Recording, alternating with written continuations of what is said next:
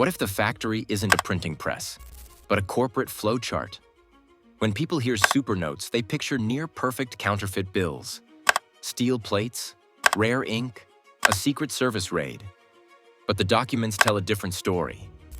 In this case, the forgery wasn't cash, it was compliance.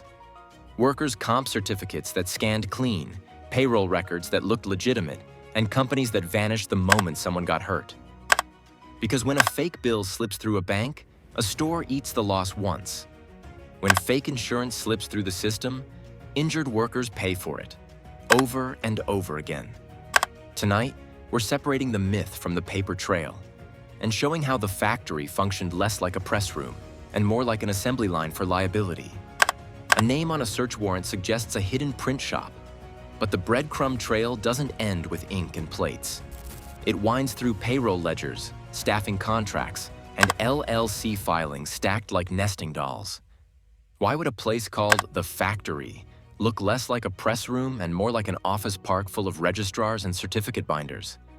The headline claim lands hard. A Secret Service raid on a site nicknamed The Factory, with $500 million in so-called super notes. That kind of number grabs headlines because super note has a specific meaning in financial crime. A near-perfect counterfeit that can glide past a bank teller and a machine. The Secret Service made its name fighting exactly that kind of threat because public trust in currency is fragile. Here's the catch. The materials we review don't include a primary source confirmation of that raid or that seizure. What they do show, in granular detail, is a parallel scheme that thrives on paperwork. Phony coverage, front companies, and payroll outsourcing that looks clean until someone needs care or back wages. A glossy counterfeit lab tempts the imagination. Steel plates, specialty paper, rare inks. But the real action shows up in spreadsheets. Fake workers' comp policies that never pay. PEOs that sell the story of compliance while siphoning risk down the chain. Layered LLCs that move payroll off the books when audits start. It's not cinematic, but it's effective. And it explains why super note became the perfect misdirection. If you say near-perfect bill, people think currency. If you think like an investigator, the near-perfect fake is a certificate that scans, prints, and files without ever producing a valid claim. Let's ground this. No primary source confirmation of the raid sits in the documents we examined.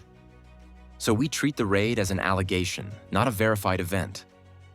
That posture matters because the confirmed record repeatedly points to a different engine of profit: corporate opacity. In money crimes, shells and pass-throughs hide the true controller of funds. In wage theft, the same tools hide the true employer. That's the pivot. The methods mirror each other because both aims are the same. Collect the money, offload the liability, and make the paper point in a different direction when someone knocks. Here's how a DLSE matter gets traction. It often starts with a single complaint. A fall from a ladder, a crushed hand, overtime never paid. Investigators request payroll records, vendor lists, and certificates of insurance. Then they pull the thread. Who issued the certificate? Is the carrier admitted? Does the policy number resolve? Who cuts the checks? Who sets schedules and safety rules? By the time they map the subcontracting tree, the employer on the badge may be 3 layers removed from the entity with actual control. That's where enforcement teeth show. Research highlights that fraudulent coverage and misclassification are prosecutable, and joint liability reaches the host brand when the subcontractor or PEO fails. Cases like Garcia's pallets and sector actions in janitorial and hospitality didn't just name bad actors. They established that the shell game can't shield the top of the chain when the bottom goes unpaid or untreated. The lesson spreads fast because contracts and audits change overnight once a host firm pays real money for someone else's fake policy. So, the factory becomes less a location and more a process. Money in at the top. Accountability routed out the side door.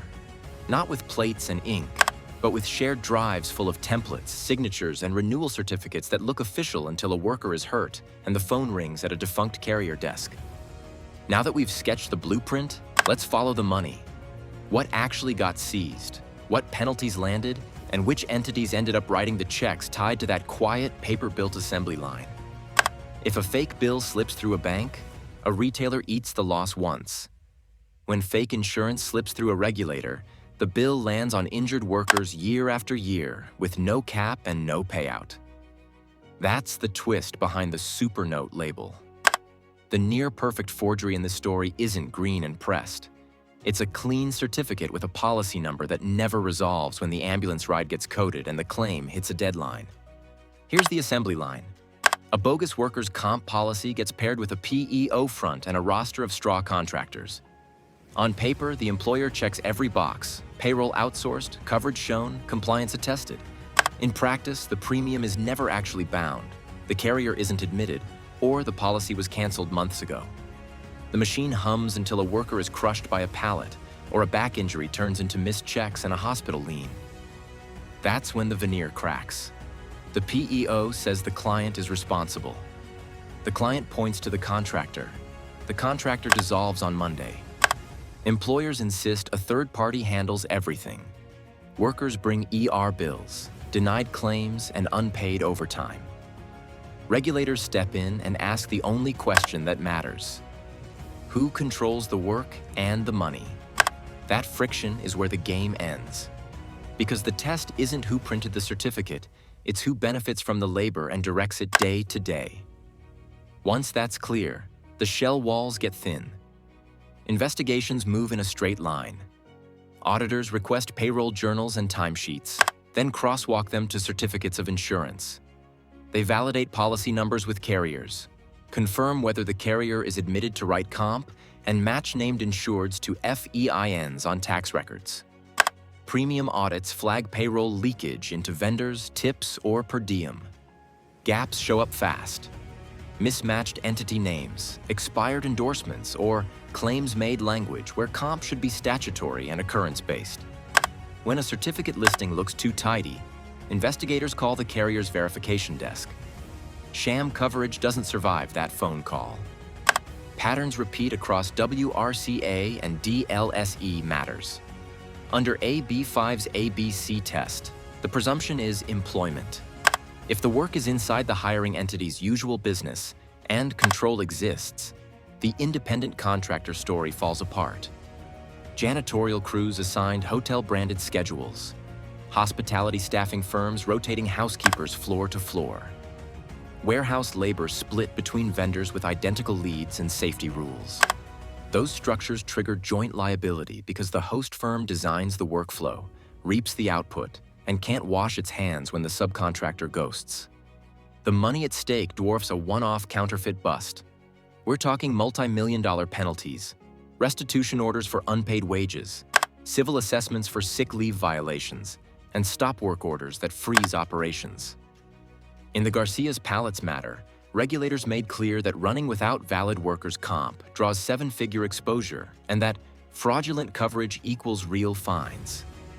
Those rulings carry weight beyond the named respondents. By now, the pattern should be clear. The most effective forgery in this case wasn't a bill that fooled a teller. It was a certificate that fooled an entire system. Clean PDFs, real-looking policy numbers.